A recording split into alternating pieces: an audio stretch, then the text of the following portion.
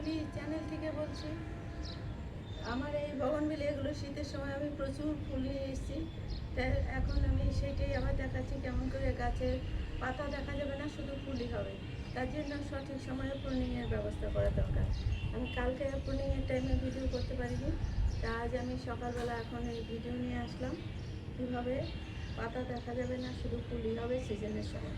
এখন গাছ ভর্তি ফুল ছিল, তা সত্ত্বেও আমি এই প্রুনিং করে দিলাম যাতে সুন্দর করে, কারণ ডালপালা এত বেরিয়ে যাচ্ছিলো তো সেগুলো বেঁকে ঝড়ে ভেঙে যাচ্ছে, শেপ ছাড়া এগুলো। তার জন্য আমি কালকে প্রুনিং করেছি।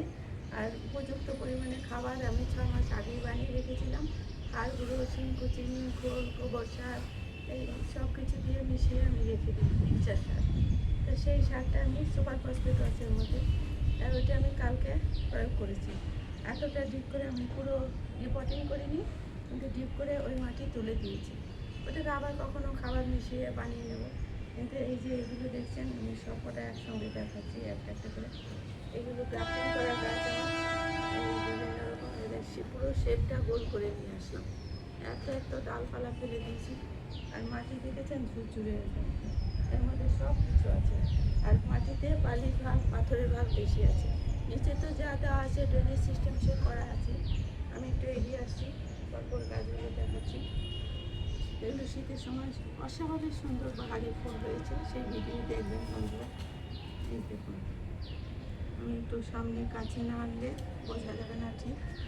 এই যে মাটিতে সিন্ডারও কিছু মেশানো আছে, বালি চালা, এমনি বালি, মোটা বালি, এসব দিয়ে আমার মাটি তৈরি প্রত্যেকটা গাছে। এগুলো কালকে দিয়ে দিয়েছি, কারণ এবার ডালপালা বেরোবে, ওর উপযুক্ত খাবার দরকার। এর কাছের দিকে দেখাচ্ছি, এই এতটা ডিপ করে মাটি দিয়ে দিয়েছি। এই পুরো গাছ এখন চিনতে পারবেন না গাছ, যে এত সুন্দর ফুলের বাহার। আর এখন এইরকম এগুলো আবার বেশি ফুল আনতে হলে আমি ভিডিওটা উপর দিকে তুলে দিচ্ছি, উপরে গাছগুলো একটু দেখিয়ে দেবো যতটা পারবো। ভিডিওটা দীর্ঘ হবে, দেখা যাক কতটা কী করতে পারি।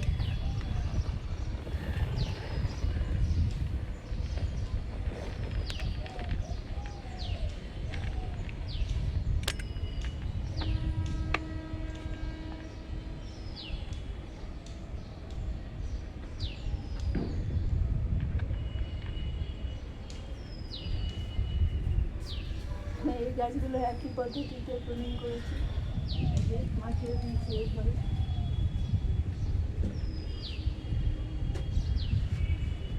জানি না উপরে গাছগুলো সঠিকভাবে দেখাতে পারবো কিনা, কালকে একটা লেবার নিয়েছিলাম, তাকে দিয়ে এগুলো নামিয়েছিলাম।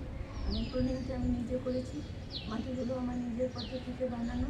আর আমি কালকে সব গাছের গোড়ায় নতুন মাটি দিয়ে প্রুনিং করেছি। আমি এবার একটু এগিয়ে আসছি।